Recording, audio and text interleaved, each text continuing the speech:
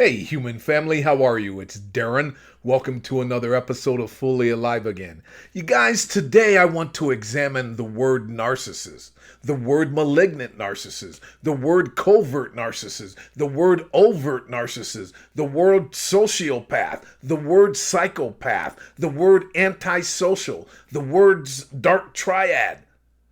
All of these words. I think we can simplify a lot of this by simply calling them evil. Let's examine why we should or shouldn't call human predators who want to harm people evil. So let's do what we do and dive deep. No tears, no fears. Fully alive again after 6 years.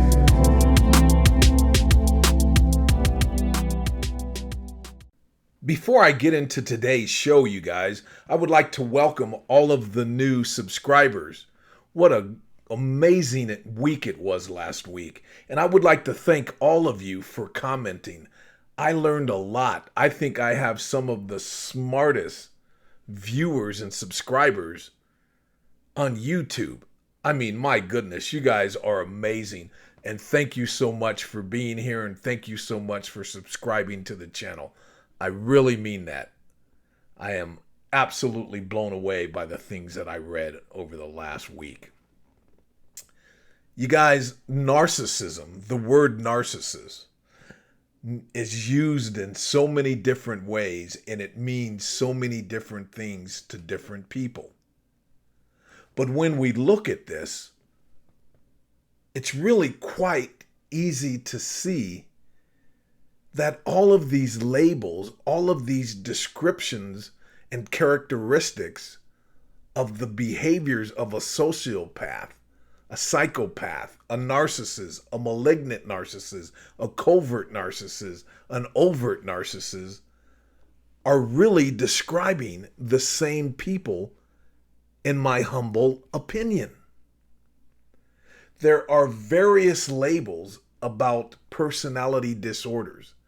I believe there's at least 10 different types of personality disorders in the Diagnostic Statistic Manual for psychologists and clinicians.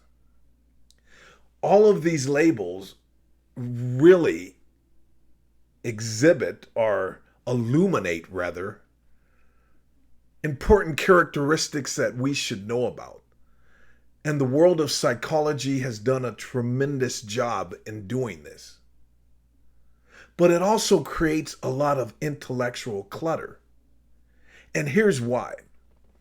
One of the only consistencies that the world of psychology has about narcissists, sociopaths, psychopaths, psychopathy, is that these people are void of empathy. They are not able to feel and process the world like we do.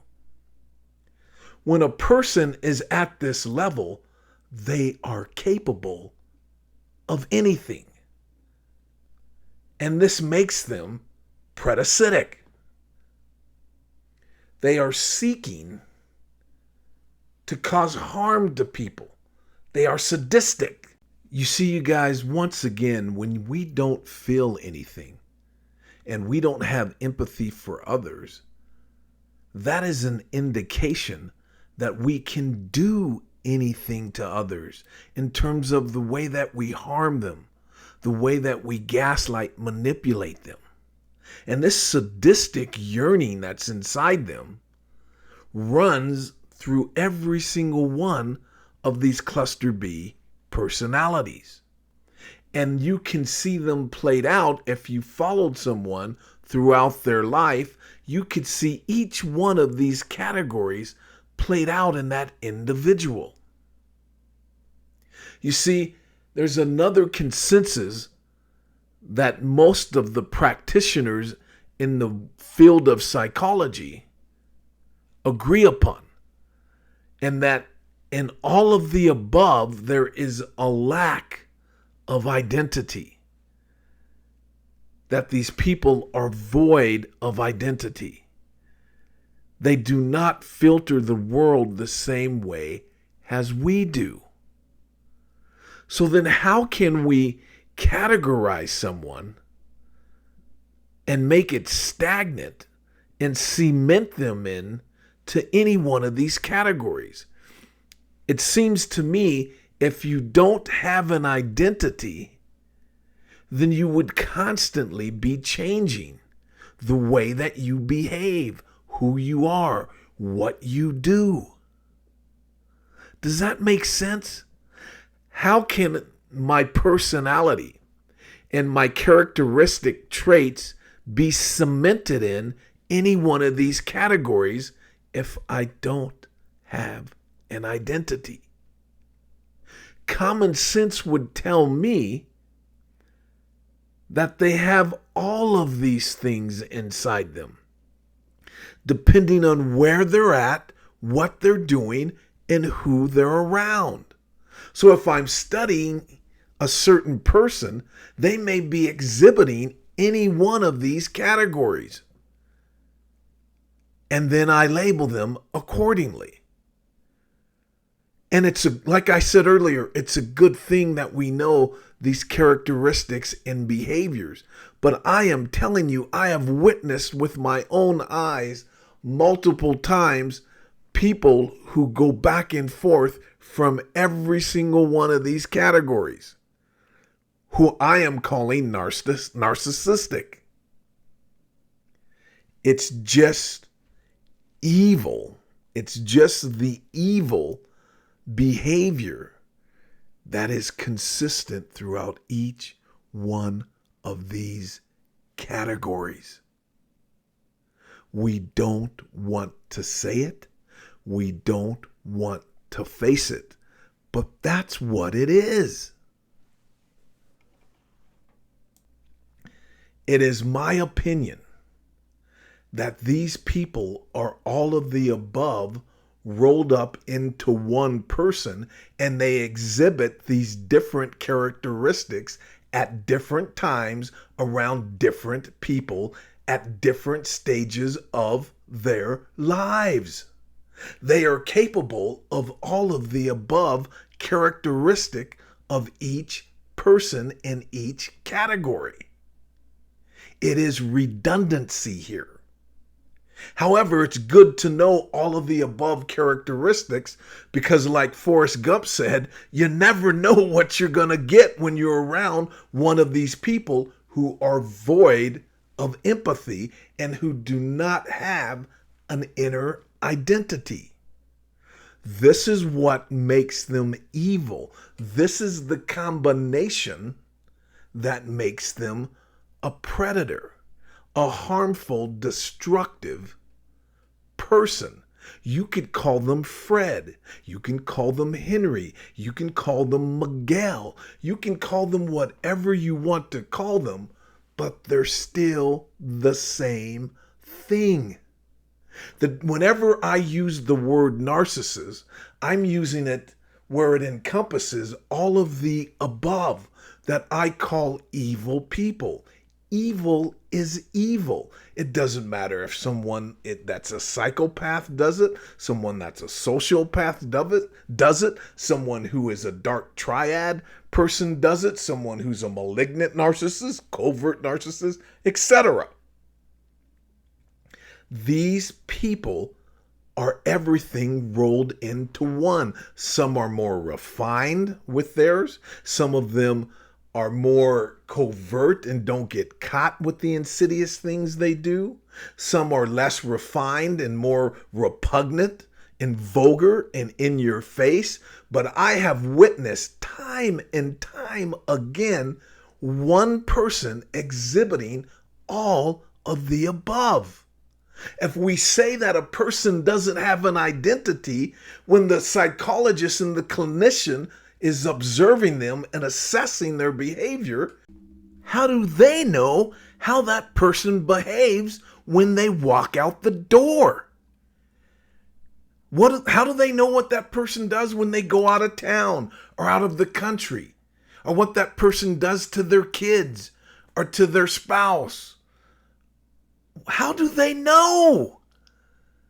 If they don't have an identity, it means that they're creating their own identity. They're presenting to you whatever the fuck they want to present to you at that particular time. This is not rocket science. The only thing that each and every single one of us know is that these people are evil. The things that they did hit different. You know that that's what you felt and what you said to yourself and what you were thinking. These are called the facts. Why do we have such a difficult time saying that a person is evil? You know the insidious, vulgar, hideous things that these people do. If you could use one word to describe them, everyone listening, what would that one word be? Do do do do do do do do do do do do do. Darren, I'll take evil. Come on, man. Come on, man. What are you, high? You know that's true. They're fucking evil. Just say it. We are such a cupcake society, prevaricating around real issues. You know who doesn't want to use the word evil? Who doesn't want you to use that? The evil people. Of course they don't want that label. It reveals who they are. You can see them coming. There's nothing to discuss. You get it. You prepare yourself for it. But if you kind of water it down and you say, well, you know, that's a malignant narcissist over there. And the malignant narcissist, you're talking about it like it's a freaking parakeet out in the wild. And then that bird over there is a dark triad bird. Yeah, and he does and she does this. And that person, and please, I don't mean to rip apart the world of psychology. God bless them. They've contributed a lot of information. But a lot of it is redundancy and intellectual clutter. A lot of the personality traits that they list and a lot of the way that people describe narcissism, it could fit in a Myers-Briggs personality assessment, or maybe it's Briggs and Meyer. I may have that backwards. But nonetheless, you know those assessments that you take before you get a job, and some of them are quite accurate, and some of them are somewhat revealing and fun to take. But a lot of the category of narcissism and cluster B personalities could really go on that chart. Those aren't the types of people I am talking about. I'm talking about the predators, the evil ones, the nasty ones that destroy your life and want to kill you with 1,000 paper cuts. The people that enjoy seeing you suffer and fall down and fail and hurt. You know, the kind of people that we used to be in a relationship with, or the kind of people that we're trying to get away from, or the kind of parents we had. The people that have driven us to search for this kind of information. Those are the kind of people that I talk about on this channel. No other kind. And I use the word evil and narcissism and narcissists to describe them, because those are words that we all connect with. And evil is the only consistency that runs the gamut through all of these types of people.